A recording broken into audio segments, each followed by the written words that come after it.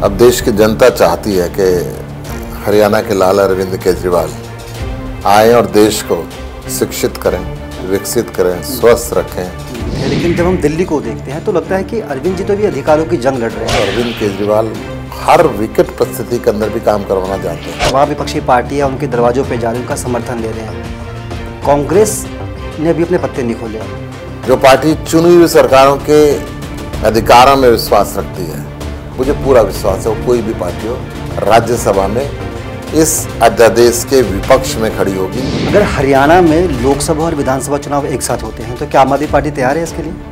आम आदमी पार्टी हर चुनाव के लिए पूरी तरीके से तैयार है। अरविंद जी ने पीछे ट्वीट किया था प्रधानमंत्री मोदी को लेकर अध्यादेश के मसले पर, ये कहा था कि आप पिता की तरह हैं। अरविंद जी ने कहा कि आप देश के प्रधानमंत्री हैं, आप पिता तुल्य हैं, आपकी ड्यूटी बनती है आप मन को उदार करें और दिल्ली की जनता से बदला न लें। साल 2024 के आम चुनावों के लिए अब देश भर में सुगबुगाहट तेज है और ऐसे में विपक्षी एकता को लेकर कई सवाल उठ रहे हैं। ऐसे में आम आदमी पार्टी विपक्षी एकता में किस तरह की एकता लाने का काम कर रही है और देश के दूसरे राज्यों में जिस तरह से आम आदमी पार्टी का जनाधार बढ़ रहा है, क्या वाकई 2024 में बीजेपी को तमाम जो विपक्षी दल हैं वो टक्कर दे पाएंगे? इसी मुद्दे पर बातचीत करेंगे। आज हमारे स्टूडियो में हमारे खास मेहमान आम आदमी पार्टी के राज्यसभा सांसद और हरियाणा से पार्टी के प्रदेश अध्यक्ष सुशील गुप्ता जी हैं।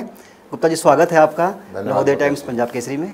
जी, क्या लगता है 2024 बेहद नज़दीक खड़ा है, अगर आपकी ही बात करें आम आदमी पार्टी की तो कितनी तैयारी अपनी? आम आदमी पूरी तैयारी के अंदर है। आम आदमी पार्टी के राष्ट्रीय संयोजक अरविंद केजरीवाल जी अब देश की जनता चाहती है कि हरियाणा के लाला अरविंद केजरीवाल आए और देश को शिक्षित करें, विकसित करें, स्वस्थ रखें। जैसे दिल्ली और पंजाब में फ्री बिजली दी है, 24 घंटे बिजली दी है, लोग भूल गए इन्वर्टर और जनरेटर को। ये सुविधा सारे देश के अंदर हो। पानी फ्री दिया है, 24 घंटे दिया है, ये सुविधा सारे देश के अंदर हो। 75 साल इस देश की आज़ादी को हो चुके हैं। विकासशील देश था, विकासशील है। आज ये मंगल ग्रह की बात करते हैं, चंद्रमा पे जाने पहुंचने की बात करते हैं, परंतु गांव में क्या हो रहा है? राजधानी से 20 किलोमीटर के दायरे पे आप जाकर देखें, किसान पे कर्ज का बोझ बढ़ गया है। आत्महत्या करने के लिए किसान मजबूर है। हरियाणा से मैं आता हूँ, हरियाणा में बेरोजगारी सारे देश में सबसे ज़्यादा है। भ्रष्टाचार डबल हो गया है। महंगाई सिर पे चढ़ के बोल रही है। डीजल और पेट्रोल 100 रुपये पार कर गया है। रसोई गैस का सिलेंडर आम गृहिणी के अप्रोच में नहीं रहा। तो इन्होंने उज्ज्वला योजना चलाई थी, जो सिलेंडर बांटे थे, आज वो कोने में रखे हुए, सब चूल्हे पे वापस आ गए क्योंकि रसोई के गैस के दाम इतने बढ़ गए। जी, आप कहते हैं कि अरविंद जी देश के लिए एक उम्मीद है, लेकिन जब हम दिल्ली को देखते हैं तो लगता है कि अरविंद जी तो भी अधिकारों की जंग लड़ रहे हैं। आपने खुद अध्यादेश के खिलाफ दिल्ली के रामलीला मैदान में बहुत बड़ी रैली की और आपने ये कहा कि हमको हमारे अधिकार नहीं दिए जा रहे, तो देश आप कैसे जीतेंगे? ये बात सही है कि अरविंद जी के बढ़ते हुए कदमों को रोकने के लिए भारतीय जनता पार्टी ने पुरजोर ताकत लगाई। हमारे शिक्षा मंत्री को बंद कर दिया जो अच्छे स्कूल बना रहे थे। हमारे हेल्थ मिनिस्टर को बंद कर दिया जो अच्छे हॉस्पिटल और मोहल्ला क्लिनिक बना रहे थे। हमारे अधिकारों को छीनने के लिए देश के संविधान को मानना बंद कर दिया। देश की सर्वोच्च न्यायालय की सर्वोच्च पीठ, संवैधानिक पीठ के फैसले को मानने से इनकार कर दिया। कहीं अरविंद केजरीवाल जो विकास का काम कर रहे हैं, अरविंद केजरीवाल जो विकास का काम कर रहे हैं, वो सारा देश ना मांगने लग जाए। इस डर से भारतीय जनता पार्टी की सरकार ने इस अध्यादेश को लेकर आई कि इनके पास अफसर ही नहीं रहेंगे। मंत्रियों को शक्ति विहीन इन्होंने करना चाहा, परंतु अरविंद केजरीवाल हर विकट परिस्थिति के अंदर भी काम करवाना जानते हैं। दिल्ली की जनता का काम इन्होंने पिछले तीनों सरकारों के समय में विपरीत परिस्थितियां रहते हुए भी किया और आगे भी करते रहेंगे। और देश यही चाहता है कि अब जिस तरीके से दिल्ली को विकसित किया है, जिस तरीके से पंजाब में बदलाव आ रहे हैं, ये सारे हिंदुस्तान में बदलाव आए।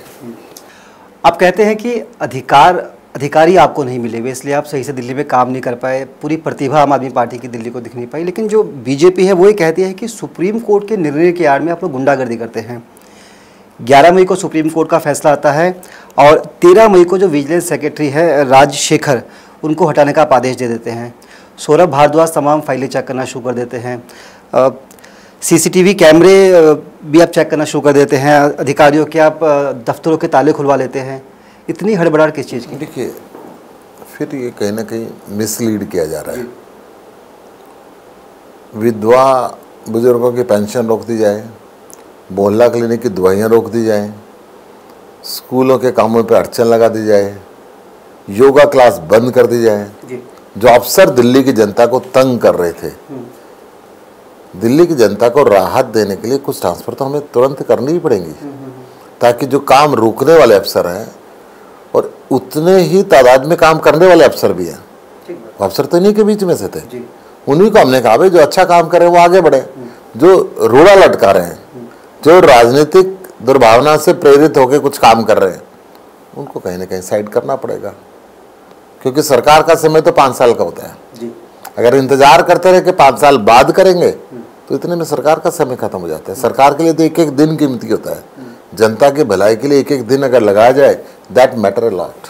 जी, 2024 की जो रेस है उसमें आपको क्या लगता है अरविंद केजरीवाल कहाँ पर खड़े हैं? क्योंकि आप लोग अपने अधिकारों के लिए वो जो तमाम विपक्षी पार्टियाँ उनके दरवाजों पर जा रही हैं, उनका समर्थन ले रहे हैं, कांग्रेस ने अभी अपने पत्ते नहीं खोले हैं। जो पार्टी ये चाहती है कि दिल्ली के 2 करोड़ लोगों की वोट की पावर कम ना हो, जो पार्टी ये चाहती है कि हिंदुस्तान के संघीय ढांचे को खराब ना किया जाए, जो पार्टी लोकतंत्र में विश्वास रखती है, जो पार्टी चुनी हुई सरकारों के अधिकारों में विश्वास रखती है, मुझे पूरा विश्वास है वो कोई भी पार्टी हो राज्यसभा में इस अध्यादेश के विपक्ष में खड़ी होगी, ये जो बिल आएगा उसके विपक्ष में खड़ी होगी।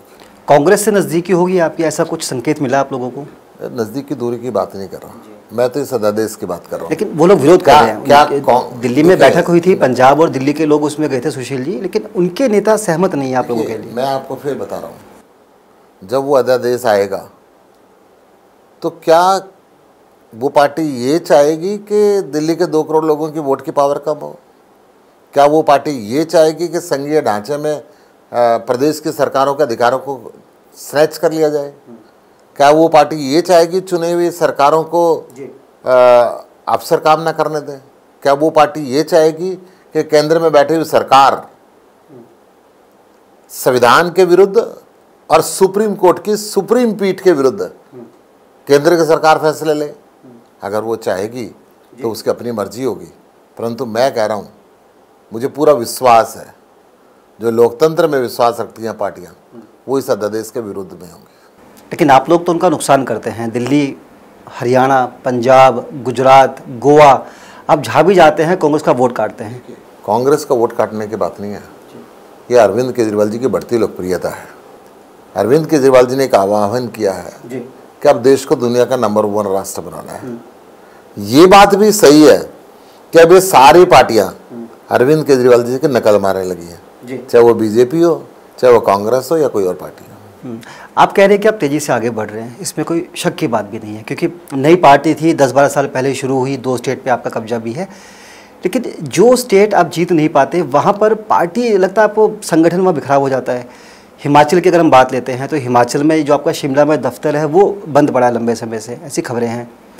कर्नाटक का आप चुनाव लड़ने गए थे, वहाँ पार्टी कुछ नहीं कर पाई, वापस आ गए। गुजरात में आपके कई जो पार्षद है वो बीजेपी में शामिल हो गए। क्या वहाँ पे मैनेजमेंट नहीं हो पा रहा चीज़ों को, या दूर पड़ रहा है इसलिए ऐसा कुछ है?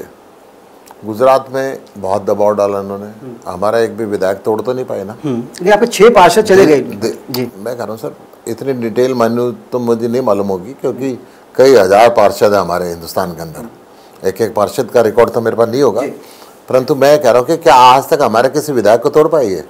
अच्छा, अरविंद जी लगातार मुलाकात कर रहे हैं तमाम विपक्षी नेताओं से। नीतीश जी ने एक बड़ी बैठक बुलाई है बिहार के अंदर, अरविंद जी उस बैठक में जरूर जाएंगे, लेकिन इस बीच सोशल मीडिया में कुछ अरविंद जी के पुराने वीडियो वायरल हो रहे हैं। लोग समझना चाहते हैं जब अरविंद जी इन्हीं विपक्षी पार्टियों को करप्ट बताकर, इनके नेताओं को करप्ट बताकर अपने लिए वोट बैंक तैयार करते थे, आज कैसे ये लोग सही हो गए? देखिए, मैं कह रहा हूँ अरविंद जी एक विशेष पॉइंट लेके जा रहे हैं, इस अध्यादेश के खिलाफ जा रहे हैं। इस अध्यादेश जो देश के संघीय ढांचे पर प्रहार है, ये अध्यादेश जो दिल्ली के 2 करोड़ लोगों की वोट की पावर को कम करता है, इसके लिए हर विपक्षी पार्टी के पास जाएंगे। लेकिन अगर ये लोग गलत हैं आपके नज़रिए से, आप समझिए, गलत और सही का इसमें क्वेश्चन नहीं है। ये अध्यादेश गलत है। इस अध्यादेश, गलत अध्यादेश के विरोध में सपोर्ट मांगने के लिए हर पार्टी के पास है। गुप्ता जी, हरियाणा में आपकी तैयारी इस बार काफ़ी अच्छी चल रही है, क्या लगता है हरियाणा में क्या कुछ होने वाला है? हरियाणा का लाल अरविंद केजरीवाल अब हरियाणा चाहता है। उसने दिल्ली में किया कमाल, पंजाब को बदल दिया। अब हरियाणा पंजाब और दिल्ली के बीच में है। हरियाणा के लोग चाहते हैं कि हरियाणा में भी अच्छे स्कूल हों, हरियाणा में भी अच्छे कॉलेज हों, हरियाणा में भी अच्छे हॉस्पिटल हों, हरियाणा में भी दिल्ली की तरह 24 घंटे फ्री बिजली और पानी मिले। हरियाणा को आगे बढ़ने की ज़रूरत है। हरियाणा नंबर 1 बनेगा तभी तो देश नंबर 1 बनेगा जी। तो अब हरियाणा के लोग चाहते हैं कि हरियाणा भी नंबर 1 बने। हाँ, पीछे पंचायत चुनाव हुए थे, उसमें आम आदमी पार्टी की परफॉर्मेंस काफ़ी अच्छी रही थी। जानना चाहते हैं कि हरियाणा में जो खट्टर सरकार है वो ये कहती है कि हमें तमाम काम किया, चाहे एग्रीकल्चर के लैंड में हो, एमएसपी का मुद्दा भी किसानों ने उठाया, तुरंत इस पर एक्शन हुआ। आपको लगता है कि ग्रिप अभी भी बनी हुई है मोदी सरकार की या फिर हरियाणा में खट्टर सरकार की? आपने बहुत बढ़िया क्वेश्चन किया। खट्टर साहब 8 साल के बाद ज़मीन पे उतरे। उन्होंने लगा कि अब ज़मीन खिसक रही है तो जनसंवाद करना चाहिए। वो पहले सिरसा में गए, लोगों ने जम के विरोध किया। फिर उनको लगा कि शायद मैं यादव बेल्ट में जाऊँ, महेंद्रगढ़ गए, वहाँ पे विरोध नहीं होगा। वहाँ लोगों ने उनको हाउस अरेस्ट कर लिया। अब हरियाणा में आमूल चूल परिवर्तन की ज़रूरत है। हरियाणा में अरविंद केजरीवाल की ज़रूरत है। मुकाबला किससे है आम आदमी पार्टी का इस चुनावों में? कांग्रेस से या बीजेपी? आम आदमी पार्टी किसी से मुकाबला नहीं करती। हम अपने कामों से मुकाबला करते हैं। हम वो व्यक्ति हैं जो कहते हैं अरविंद केजरीवाल जी के मैंने काम किया तो वोट देना। हम हरियाणा को बदलेंगे, किसी से मुकाबले के लिए नहीं आ रहे हम आमूल चूल व्यवस्था को बदलने के लिए आ रहे हैं। अच्छी शिक्षा देने के लिए, अच्छी चिकित्सा देने के लिए, बच्चों को रोज़गार देने के लिए, किसान फ्रेंडली इंडस्ट्री लगाने के लिए, व्यापारियों को अच्छा इन्वायरमेंट देने के लिए, मज़दूरों को मिनिमम वेज बढ़िया देने के लिए, महिलाओं के लिए अच्छे प्रबंध करने के लिए हम व्यवस्था परिवर्तन के लिए आ रहे हैं। हम किसी से मुकाबला करने के लिए नहीं आ रहे हैं। गुप्ता जी कहते हैं कि हरियाणा में जाट वर्सेस गैर जाट होता है। क्या आपके पास ऐसे चेहरे हैं जो चुनावों को प्रभावित कर सकते हैं? अरविंद जी तो एक चेहरा अपने आप में बड़ा, दूसरा सुशील गुप्ता भी है, लेकिन दोनों जाट चेहरा नहीं है, तो कैसे मैनेज करेंगे? देखिए, आम आदमी पार्टी जाति की राजनीति करती ही नहीं है। हमेशा कांग्रेस ने जाति की राजनीति करी जी। बीजेपी ने जाति और धर्म दोनों की राजनीति करी। ये मुद्दा था ही नहीं है। मुद्दा तो बीजेपी ने पैदा किया है। हरियाणा हर धर्म और जाति को भाईचारे का माहौल देकर चला। अगर हरियाणा में लोकसभा और विधानसभा चुनाव एक साथ होते हैं तो क्या आम आदमी पार्टी तैयार है इसके लिए? आम आदमी पार्टी हर चुनाव के लिए पूरी तरीके से तैयार है। हमारा संगठन तैयार है और सब चुनाव हम लड़ेंगे। सीएम चेहरा पहले लोगों को बताएंगे या पंजाब की तरह बाद में रिजल्ट आने के बाद आप लोग तय करेंगे? आम आदमी पार्टी लोगों से पूछ के चेहरा डिस्कस करती है जी। तो जिसको हरियाणा के लोग चाहेंगे उसको पीएससी डिस्कस करेगी और उनका सब्जेक्ट है। आपने एक बाई इलेक्शन लड़ा था आदमपुर सीट पर, वहाँ आपके कैंडिडेट की जमानत जब्त हो गई थी। उसके बाद आप पंचायत चुनाव में वहाँ आपको अच्छी परसेंटेज वोट मिले। आपका पहला एक्सपीरियंस खराब रहा? नहीं, मैं ये नहीं कह सकता। उससे पहले हमने नगर परिषद का चुनाव लड़ा था, उसमें भी हमारा एक्सपीरियंस बहुत बढ़िया रहा। बाई इलेक्शन बेसिकली आम आदमी पार्टी को ना व्यवस्था परिवर्तन के लिए जाना जाता है। बाई इलेक्शन से व्यवस्था नहीं बदलती। लेकिन ट्रायल तो था आपका एक? नहीं, ट्रायल था, वो ट्रायल था, मगर मैं फिर ये कह रहा हूँ कि उसके ट्रायल के तुरंत बाद हमने पूरे हरियाणा के अंदर जिला परिषद के चुनाव लड़े और हर गांव से, हर जगह से हमें बड़ी अच्छी वोट मिली। तो हरियाणा के लोग चाहते हैं कि व्यवस्था बदले। उस एक सीट से व्यवस्था नहीं बदलने वाली थी। गुप्ता जी, आपने कहा कि दिल्ली में बहुत सारे काम हम लोगों ने किए हैं, जैसे कि फ्री बस हो, मोहल्ला क्लिनिक हो, बिजली पानी फ्री हो। विपक्षी कहते हैं कि आप लोग फ्री के नाम पर देश की अर्थव्यवस्था को डेंट कर रहे हैं, आप लोग फ्रीबीज के नाम पर अर्थव्यवस्था को पंगु कर रहे हैं। थोड़ा लोगों को बताइए कि कैसे आप अर्थव्यवस्था को भी बचा रहे हो, लोगों को भी फायदा पहुंचा रहे हैं। दो बात मैं बताता हूँ। जब लोगों की बाइंग पावर बढ़ती है तो सरकार को टैक्स मिलता है, और जब सरकार को टैक्स मिलता है तो वो पैसा रोटेशन में फिर सरकार के पास वापस आता है। दिल्ली एक स्पेशल इकोनॉमिक्स के माध्यम से अरविंद केजरीवाल जी चला रहे हैं। देश का पहला राज्य है जहाँ पे फ्री बस है महिलाओं के लिए, सारे देश के महिलाओं के लिए।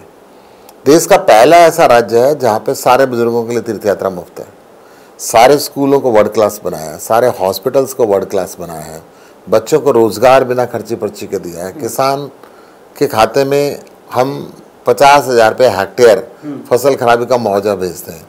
हमने सब कुछ देने के बाद भी 8,000 करोड़ रुपए सालाना प्रॉफिट है। मेरे पड़ोस में हरियाणा है, कुछ भी फ्री नहीं देते, 50,000 करोड़ रुपए सालाना घाटा है।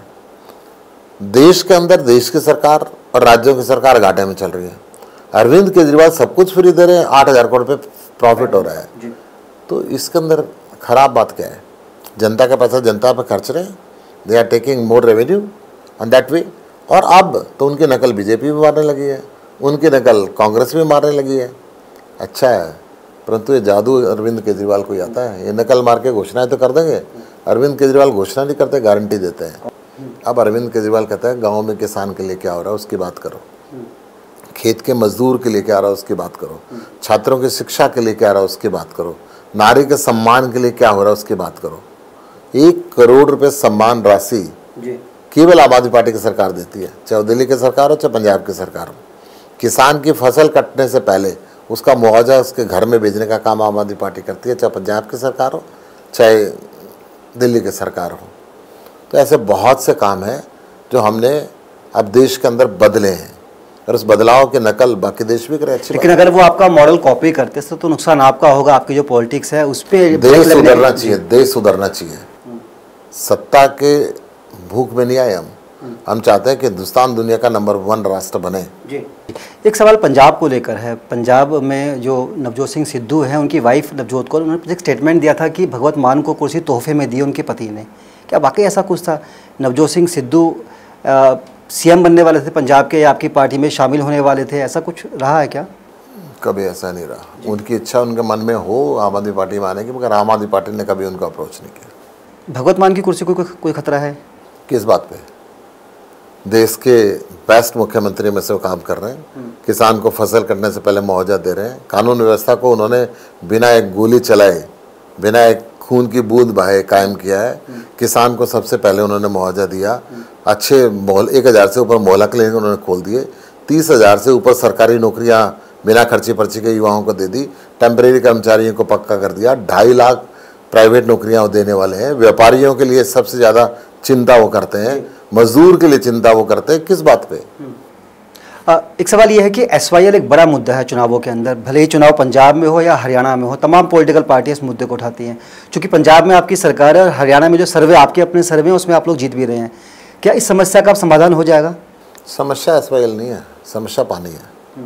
ये जो राजनीतिक भाषा है ना, बहुत सालों से बीजेपी की, कांग्रेस की, दोनों प्रदेशों में और केंद्र में सरकार रही, दोनों पार्टियों की, आज तक इन्होंने हल नहीं किया, क्योंकि ये वोट बैंक बनाना चाहते हैं, मुद्दे हल नहीं करना चाहते। अरविंद केजरीवाल जी हरियाणा में आए थे, उन्होंने कहा था कि पानी का हर राज्य को चाहिए, पानी का बंटवारा करना देश के प्रधानमंत्री का काम है, वो बंटवारा करें। अगर उनको तकलीफ है तो अरविंद जी को चाय पे बुलाएं, वो उनको हल देंगे। और जो बात अरविंद जी ने कही थी, ये बात देश की सुप्रीम कोर्ट ने अरविंद जी के कहने के बाद में कही है। उन्होंने कहा है कि केंद्र सरकार मूक दर्शक बन के तमाशा नहीं देख सकती, उनको फैसला करना पड़ेगा। परंतु प्रधानमंत्री जी आज भी चुप है और तब भी चुप थे। राहुल गांधी को आप कैसे देखते हैं? क्या प्रधानमंत्री बनने के इनमें गुण हैं, विपक्ष का एक बड़ा लीडर बनने की इनमें क्षमता है? वो कांग्रेस पार्टी का फैसला है, वो किसको चेहरा बनाना चाहते हैं, किसको लाना चाहते हैं। खड़गे जी को अध्यक्ष बनाए, अब खड़गे जी की चलेगी या राहुल जी की चलेगी या सोनिया जी की चलेगी, तो उनका फैसला है। देयर इंटरनल मैटर, क्या उनके यहाँ किसकी चलती है, कौन पद पे बैठता है, क्या पद पे बैठने वाले की चलती है या नहीं चलती, ये तो उनका फैसला है। कौन बेहतर होगा, अरविंद केजरीवाल जी या राहुल गांधी जी? देखिए, देश की जनता अब बदलाव चाहती है, विकसित हिंदुस्तान चाहती है, शिक्षित हिंदुस्तान चाहती है, बारोजगार हिंदुस्तान चाहती है। हरियाणा के लाल अरविंद केजरीवाल को चाहती है। गुप्ता जी, आप व्यापारी हैं और एक नेता भी हैं, व्यापारियों की स्थिति को लेकर क्या सोचते हैं? पहली ऐसी सरकार है दिल्ली सरकार जी, जिसने गरीब का भी ध्यान रखा, किसान का भी ध्यान रखा, महिला का भी ध्यान रखा, तो व्यापारी का भी ध्यान रखा।